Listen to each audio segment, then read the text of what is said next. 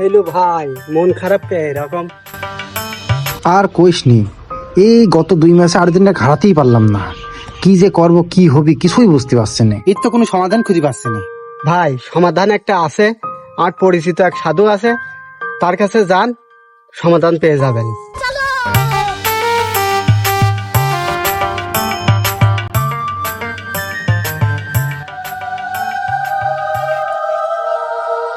এই বাবা কই, বাবা কই?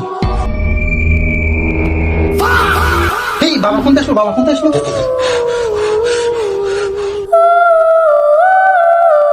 জয় গুরুদেবা।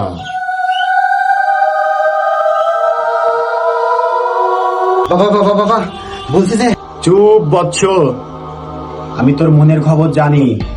তুই যে এখানে আসবি সেটা আমি আগের থেকেই জানি। বাবা আপনি যেহেতু আগে থেকে সব জানেন, তাহলে যেভাবেই হোক এই আর্জেন্টিনা থামছেন, আর্জেন্টিনা থামানোর ব্যবস্থা করেন। থাম বৎস, আমি তো তোর মনের খবর সবই বুঝতে পারছি, কিন্তু কোনো কিন্তু না বাবা, কোনো কিন্তু না।